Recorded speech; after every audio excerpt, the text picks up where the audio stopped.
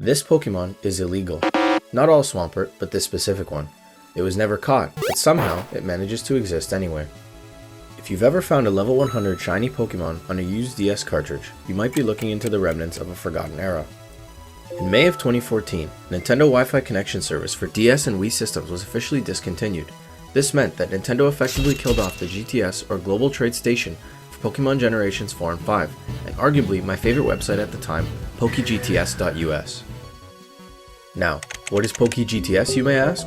To put it simply, PokeGTS was a website that allowed for the creation of a custom Pokemon, sent right to your save file for free through the Global Trade Station. The exploit worked by first requiring you to spoof your DNS to the PokeGTS server, while your DS still thought that it was connected to official Nintendo servers.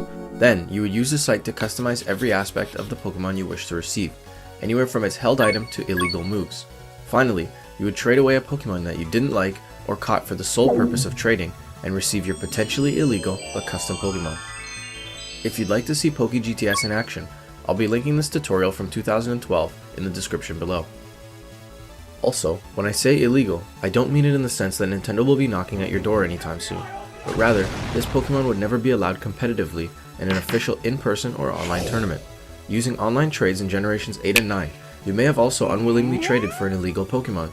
In 2026, an illegal Pokemon has the possibility to get your Nintendo Switch game banned from any online trading.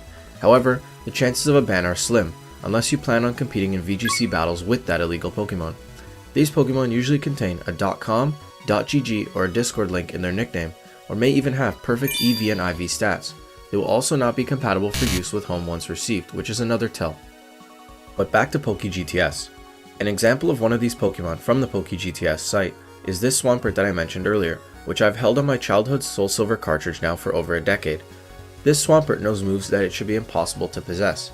Moves such as Shadow Force, a Giratina exclusive, or Judgment, an Arceus exclusive only learned at level 100. Therefore, this Swampert shouldn't even exist to begin with. Nowadays, there are many exploits in regard to the GTS service that involve DNS spoofing to legally trade Pokemon with others. A fan-run site, PokeClassic Network, now offers full GTS support in an attempt to revive the online features of these older generations and keep the spirit of trading alive. If you wish to edit a Pokemon, save file editing is also easier now than it's ever been, with PKHex being such an amazing tool to use at your own risk. But where's the fun in that?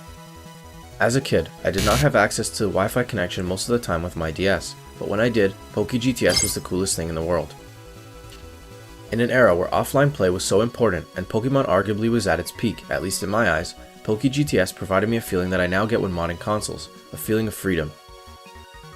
Although I never used any of the generated Pokemon that I created through PokeGTS in my playthrough of the story, it was cool to see my friends' reactions whenever I would use them in a local multiplayer battle for fun, as they wondered how it was possible to see these moves in action.